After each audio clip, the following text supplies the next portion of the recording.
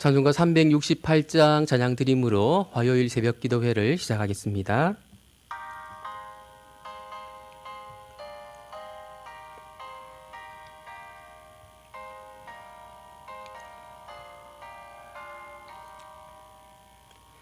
주 예수여 은혜를 내려주사 곧 충만케 하옵소서. 잊으리고 목마른 나의 맘에 주 성령을 부으소서. 주 예수여 충만한 은혜 내 영혼에 부으소서. 주 예수만 나의 힘 되고 내 만족함 됩니다. 주 예수여 죄에서 풀어주사 날 정결케 하옵소서. 이 세상의 유혹이 나의 맘에 틈 못하게 하옵소서. 주 예수여 충만한 은혜 내 영혼에 부으소서. 주 예수만 나의 힘 되고 내 만족함 됩니다. 내 마음에 임하신 주의 성령 늘 계실 줄 믿습니다. 큰 은사를 나에게 부어주사 주 섬기게 하옵소서. 주 예수여 충만한 은혜 내 영혼에 부으소서. 주 예수만 나의 힘 되고 내 만족함 됩니다. 함께 묵상하실 하나님의 말씀은 에스겔서 19장 1절에서 14절까지의 말씀입니다. 우리 함께 합독하겠습니다. 너는 이스라엘 고관들을 위하여 애가를 지어 부르라. 내 어머니는 무엇이냐? 암사자라. 그가 사자들 가운데에 엎드려 젊은 사자 중에서 그 새끼를 기르는데 그 새끼 하나를 키우매 젊은 사자가 되어 먹이 물어 뜯기를 배워 사람을 삼키매 이방이 듣고 함정으로 그를 잡아 갈고리로 꿰어 끌고 애굽 땅으로 간지라. 암사자가 기다리다가 소망이 끊어진 줄을 알고 그 새끼 하나를 또 골라 젊은 사자로 키웠더니 젊은 사자가 되매 여러 사자 가운데에 왕래하며 먹이 물어 뜯기를 배워 사람을 삼키며 그의 궁궐들을 헐고 성읍들을 부수니 그 우는 소리로 말미암아 땅과 그 안에 가득한 것이 황폐한지라. 이방이 포위하고 있는 지방에서 그를 치러 와서 그의 위에 그물을 치고 함정에 잡아 우리에 넣고 갈고리를 꿰어 끌고 바벨론 왕에게 이르렀나니 그를 옥에 가두어 그 소리가 다시 이스라엘 산에 들리지 아니하게 하려 함이라. 내 피의 어머니는 물가에 심겨진 포도나무 같아서 물이 많으므로 열매가 많고 가지가 무성하며 그 가지들은 강하여 권세 잡은 자의 규가 될 만한데 그 하나의 키가 굵은 가지 가운데에서 높았으며 많은 가지 가운데에서 뛰어나 보이다가 분노 중에 뽑혀서 땅에 던짐을 당하매 그 열매는 동풍에 마르고 그 강한 가지들은 꺾이고 말라 불에 탔더니 이제는 광야 메마르고 가물이 든 땅에 심어진 바 되고 불이 그 가지 중 하나에서부터 나와 그 열매를 태우니 권세 잡은 자의 규가 될 만한 강한 가지가 없도다 하라. 이것이 애가라. 후에도 애가가 되리라. 아멘. 사람들은 누구나 믿는 구석이 있는 것 같습니다.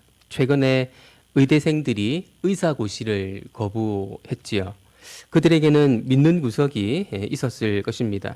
정부가 아무리 힘을 가지고 있다 하더라도 의사가 제대로 공급되지 않으면 환자들이 아우성을 치게 될 것이고, 환자들이 아우성을 치게 되면 정부가 결국 의사들의 요구하는 바를 이루어 줄 것이라는 믿는 구석이지요. 그래서 그들에게 믿는 구석은 환자들일 것입니다. 이스라엘 백성들에게도 믿는 구석이 있었습니다. 그것은 성전과 다윗 언약이었습니다. 성전은 하나님께서 임재하시는 곳이었고, 다윗 언약은 하나님께서 다윗 왕가에 영원하게 베풀어 주신 약속이기 때문에 이 두 가지는 이스라엘이 결코 멸망할 수 없는 이유라고 그들은 생각했습니다. 성전과 다윗 언약은 결코 나쁜 것이 아니지요. 하나님의 은혜로운 선물이라고 말할 수 있을 것입니다. 그러나 하나님과의 인격적인 관계 없이 이것들만이 존중된다면 그것은 나쁜 것이 될 수 있습니다. 우상이 될 수 있는 것이죠. 우리는 무엇을 진정으로 믿고 있는가 하는 것을 잘 따져볼 필요가 있습니다. 하나님을 믿고 있는 것인지, 아니면 하나님이 주신 어떤 것을 믿고 의지하고 있는 것인지, 오늘 본문을 통해서 또 이 부분들을 한번 잘 점검해 보는 그런 시간이 되었으면 좋겠습니다. 오늘 본문은 이스라엘 고관들을 위하여 애가를 지어 부르라는 명령으로 시작하고 있습니다. 애가라고 하는 것은 슬픈 노래이지만 좀 더 정확하게 말하면 죽은 사람을 위한 노래라고 말할 수 있습니다. 이스라엘 고관들을 위해 애가를 지어 부르라고 했는데, 여기서 이스라엘 고관들이라고 하는 것은 문맥상, 그리고 앞으로 전개되는 내용을 통해서 미리 살펴보게 되면 왕들을 가리키는 용어입니다. 그렇다면 왕들을 위해 애가를 지어 부르라는 말인데, 왕들을 위해 애가를 지어 부르라고 하는 말씀의 의미가 무엇일까요? 유다 백성들의 입장에서 왕들을 위한 애가는 다윗 왕조가 끝났다는 것을 의미하는 것입니다. 영원한 약속이 보장되어 있는 다윗 왕조가 단절된 채 끝날 것이기 때문에 애가를 부르라는 것입니다. 죽은 자를 위해서 부르는 노래를 불러라는 것이죠. 하나님은 왜 그렇게 해야 되는지, 왜 왕들을 위한 애가를 불러야 하는지 그 이유를 이후에 나오는 두 가지 비유를 통해서 설명해 주십니다. 2절부터 9절에 나오는 내용은 암사자와 사자새끼 비유이고요. 그리고 10절부터 14절에 나오는 내용은 포도나무와 그 가지 비유입니다. 두 가지 내용은 유사한 내용이지만 전달하고자 하는 초점은 조금 다르다고 말할 수 있겠습니다. 먼저 첫 번째 비유를 좀 살펴보겠습니다. 암사자와 사자새끼 비유는 언뜻 읽으면 무슨 의미인지 좀 이해하기가 쉽지가 않습니다. 그저 아주 평범한 사자 가족 이야기처럼 읽히기 때문입니다. 암사자가 사자무리 안에서 새끼들을 기르는데 그 중에 하나를 특별하게 키웁니다. 이 사자는 성숙해짐에 따라서 먹이 사냥하는 법을 배우게 되지요. 그런데 이 사자는 평범한 먹이만을 먹는 것이 아니고 사람까지 삼키게 됩니다. 사람까지 삼키는 것은 곤란하다고 생각한 사람들이 조치를 취하는데요. 4절에 보면 이방이 듣고 함정으로 그를 잡아 갈고리로 꿰어 끌고 애굽 땅으로 간지라. 사람을 삼킨 사자를 잡았다면 그 자리에서 그냥 죽일 수도 있었을 텐데 그렇게 하지 않고 애굽으로 끌고 갔다고 말하고 있습니다. 왜 굳이 사자를 애굽까지 끌고 간 것일까요? 여기서 사자 비유에 역사라는 옷이 덧입혀지고 있는 것을 보게 됩니다. 이 비유 이야기를 어떻게 해석할 것인가 하는 아주 중요한 단서를 제공해주고 있는 것이죠. 암사자와 사자새끼 비유는 이것으로 끝이 나지 않습니다. 자신이 특별하게 키운 사자새끼를 잃은 암사자는 또 다른 사자새끼를 키우게 되는데요.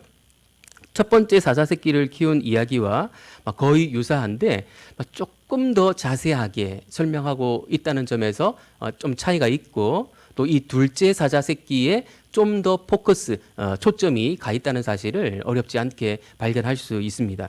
5절에서 7절 말씀을 같이 한번 보겠습니다. 암사자가 기다리다가 소망이 끊어진 줄을 알고 그 새끼 하나를 또 골라 젊은 사자로 키웠더니 젊은 사자가 되매 여러 사자 가운데에 왕래하며 먹이 물어뜯기를 배워 사람을 삼키며 그의 궁궐들을 헐고 성읍들을 부수니 그 우는 소리로 말미암아 땅과 그 안에 가득한 것이 황폐한지라. 첫 번째 사자 새끼를 키운 이야기와 비교해 볼 때 여러 사자 가운데 왕래했다라는 내용이 더 들어 있습니다.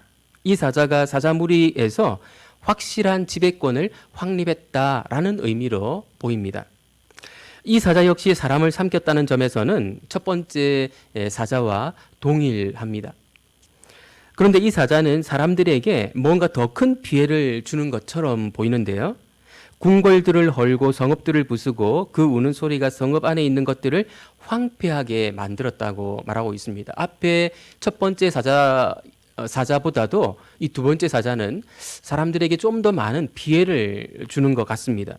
그런데 그렇게 황폐하게 되는 곳이 어딘가 하면 9절을 참고해 볼 때 유다 땅입니다. 유다 땅에 살고 있는 유다 백성들에게 이 두 번째 사자가 많은 피해를 끼쳤다는 것이지요. 이 사자를 가만두어서는 안 되겠다고 판단한 이방인들이 사자를 잡으러 왔습니다. 8절 9절 말씀 같이 한번 보겠습니다. 이방이 포위하고 있는 지방에서 그를 치러 와서 그의 위에 그물을 치고 함정에 잡아 우리에 넣고 갈고리를 꿰어 끌고 바벨론 왕에게 이르렀나니 그를 옥에 가두어 그 소리가 다시 이스라엘 산에 들리지 아니하게 하려 함이라. 첫 번째 사자 이야기와 매우 비슷합니다. 그런데 두 번째 사자는 애굽으로 끌려가지 않고 바벨론 왕 앞으로 끌려갔다는 점에서 차이가 있습니다.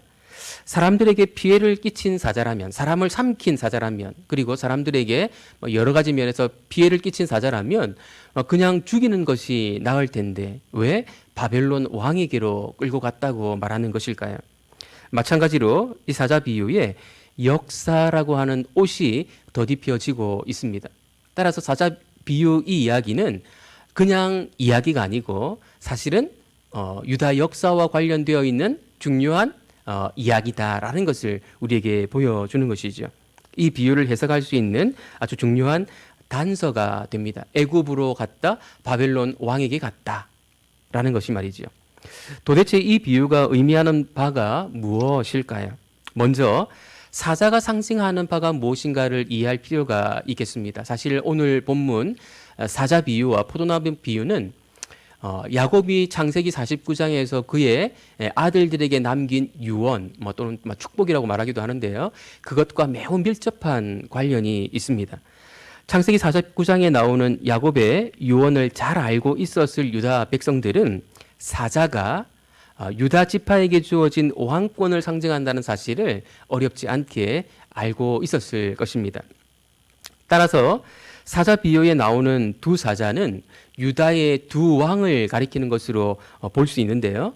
첫 번째 사자는 여호아하스일 것으로 짐작이 됩니다.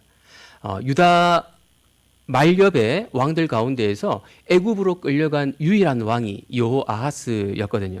그렇다면 사자 비유에 나오는 두 번째 사자는 누구를 가리키는 것일까요? 바벨론 왕 앞에 포로로 끌려간 왕은 여호야긴이기 때문에 여호야긴인 것처럼 보이는데 다른 요소들도 함께 고려해서 살펴보다 보면 여호야김일 가능성이 더 높아 보입니다. 왜 그런가 하면 두 번째 사자가 성읍을 황폐하게 하는 등 사람들에게 피해를 많이 입혔는데 역사적으로 볼 때 여호야김이 그런 모습과 더 일치하는 모습을 보여주기 때문에 그렇습니다. 다시 말해 유다의 마지막 왕들이 애굽으로 그리고 바벨론에게로 끌려갔던 것은 그들이 왕이면서도 유다 백성들에게 많은 피해를 끼친 해악을 끼치는 인물들에 불과했기 때문이라는 것입니다. 오히려 애굽이나 바벨론 같은 이방 나라들은 유다 왕들의 압제로부터 유다 백성들을 해방시켜주는 역할을 하고 있다는 것을 보여주고 있습니다.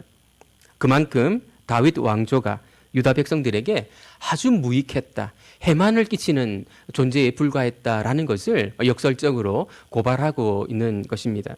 그 결과 암사자가 애가를 부르게 되는 것이죠. 여기서 암사자는 다윗 왕조, 유다 지파의 다윗 왕조를 가리키는 것으로 볼 수 있는데 그 다윗 왕조가 죽은 왕들을 위한 노래 애가를 부르게 된 것입니다. 유다의 왕들을 배출하던 다윗 왕조가 이제 끝장나 버렸기 때문입니다. 두 번째 포도나무 비유도 유사한 의미를 제공해주고 있습니다. 유다는 원래 좋은 포도나무였습니다. 10절, 11절 말씀 같이 한번 보겠습니다. 내 피의 어머니는 물가에 심겨진 포도나무 같아서 물이 많으므로 열매가 많고 가지가 무성하며 그 가지들은 강하여 권세 잡은 자의 뷰가 될 만한데 그 하나의 키가 굵은 가지 가운데에서 높았으며 많은 가지 가운데에서 뛰어나 보이다가, 그러니까 이 포도나무에 달려있는 가지들은 유다의 왕들을 가리키는 것인데 왕이 될 만한 자질을 가진 자들이 많았다고 말하고 있습니다. 그러나 그것은 과거의 일일 뿐이고 현재에는 전혀 그렇지 않다는 것을 알려주고 있습니다. 현재 포도나무의 처지를 알려주는 내용이 12절 13절 말씀입니다. 분노 중에 뽑혀서 땅에 던짐을 당하며 그 열매는 동풍에 마르고 그 강한 가지들은 꺾이고 말라 불에 탔더니 이제는 광야 메마르고 가물이 든 땅에 심어진 바 되고, 정체불명의 화가 난 어떤 사람이 이 나무를 뿌리째 뽑아 땅에 던져버렸습니다. 강한 가지들은 꺾이고 그 나무는 그냥 죽은 것이 아니고 광야에 옮겨져서 심어지게 됩니다. 아마도 유배를 상징적으로 보여주는 것 같습니다. 근데 이 포도나무 비유가 가리키는 의미가 무엇일까요? 14절이 그 의미가 무엇인가를 보여주는데요. 불이 그 가지 중 하나에서부터 나와 그 열매를 태우니 권세 잡은 자의 규가 될 만한 강한 가지가 없도다 하라. 이것이 애가라. 후에도 애가가 되리라. 불이 그 가지 중 하나에서부터 나와 그 열매를 태웠다는 말은 가지인 왕의 잘못이 열매인 백성을 멸망에 빠뜨렸다는 것입니다. 왕이 잘못해서 백성들이 멸망에 이르게 되었다는 것이지요. 유다의 멸망에 다윗 왕조의 책임이 매우 크다는 것입니다. 권세 잡은 자의 규가 될 만한 강한 가지가 없다는 말은 왕이 될 만한 자질을 가진 사람이 하나도 남지 않은 아주 절망적인 현실을 보여주는 묘사라고 말할 수 있습니다. 예루살렘이 소망을 완전히 잃어버리게 될 것을 말하는 것이지요. 이 때문에 백성들이 애가를 지어 부르게 하라는 것입니다. 오늘 본문이 말하고자 하는 것이 무엇입니까? 백성들의 믿는 구석이었던 다윗 왕조가 사실은 믿는 구석이 전혀 아니었다는 것입니다. 다윗 왕조가 사실은 유다의 멸망에 일조했다는 것입니다. 오히려 유다의 멸망을 부추겼다는 것이지요. 물론 처음 왕들은 그렇지 않았지만 끝 무렵의 왕들은 백성들에게 해악을 끼치는 존재에 불과했습니다. 그럼에도 불구하고 다윗 언약 때문에 다윗 왕조가 자신들을 살려줄 것이라고 철석같이 믿고 있었던 것입니다. 이제 그렇지가 않다고, 성전도 그렇지만 다윗 언약도 백성들을 구원하는 일에 전혀 쓸모 있는 것이 아니라고 에스겔은 포로된 유다 동포들에게 이 사실을 알려주고 있는 것입니다. 하나님은 오늘 본문을 통해 너는 누구를, 무엇을 믿고 있느냐고 물으십니다. 하나님을 믿는 것인지, 하나님이 우리에게 은혜로 주신 어떤 것들을 믿고 있는 것인지 그것을 잘 점검해 보라고, 잘 살펴보라고 말씀하십니다. 내가 가진 직분을 믿고 있는지도 모르겠습니다. 내가 목사기 때문에, 내가 장로 직분을 갖고 있기 때문에, 내가 교회에서 아주 중요한 직분을 감당하고 있기 때문에 내 구원은 안전할 것이라고 생각할지도 모르겠습니다. 하나님을 믿는다고 하는 것은 그분과의 인격적인 관계가 유지되고 또 발전해 가는 것입니다. 날마다 그분께 묻고 그분께 반응하는 또는 그분께 대답하는 삶을 살아가는 것입니다. 이런 삶이 우리의 구원을 안전하게 할 것입니다. 이런 삶을 살아가시는, 날마다 그분께 묻고 그분께 듣고 또 내가 내 입으로 주님께 대답하는, 반응하는 그런 모습으로 살아가시는 저와 여러분들 되시기를 예수님의 이름으로 축원드립니다. 기도하겠습니다. 하나님 아버지, 유다 백성들은 어리석게도 다윗 언약을 믿어서 자신들의 구원이 안전할 것이라고 생각했습니다. 하나님께서 은혜로 주신 선물이 오히려 그들로 하여금 엉뚱한 것을 의지하게 만드는 그런 역사를 저희가 살펴보았습니다. 하나님 아버지, 우리도 그런 연약함 가운데 빠질 때가 종종 있음을 고백합니다. 하나님 아닌 하나님이 주신 복들에 의지하여 그것이 나를 살려줄 것이라고 생각하는 어리석음 가운데 빠져들지 않도록 하나님께서 저희들을 지켜주시기를 원합니다. 하나님과의 날마다 동행하는 삶, 인격적인 관계, 묻고 답하고 또 말씀을 듣고 반응하는 이러한 관계가 지속되게 하시고 발전되게 하시고 더 친밀한 관계로 나아갈 수 있는 우리 모두가 될 수 있도록 은혜 베풀어 주옵소서. 예수님의 이름으로 기도드립니다. 아멘. 하늘에 계신 우리 아버지여, 이름이 거룩히 여김을 받으시오며 나라의 임하옵시며 뜻이 하늘에서 이룬 것 같이 땅에서도 이루어지이다.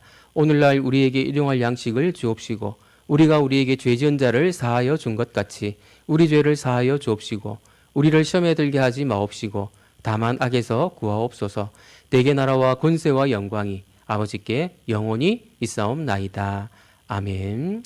네, 오늘 주신 말씀을 생각하며 기도하시고요. 내가 정말로 믿고 있는 것은 무엇인지를 하나님 앞에서 한번 대답해 보시는 그런 시간이 되었으면 좋겠습니다. 그리고 우리 주일학교 자녀들을 위해서 또 함께 시간 내어서 기도해 주시면 감사하겠습니다. 기도하겠습니다.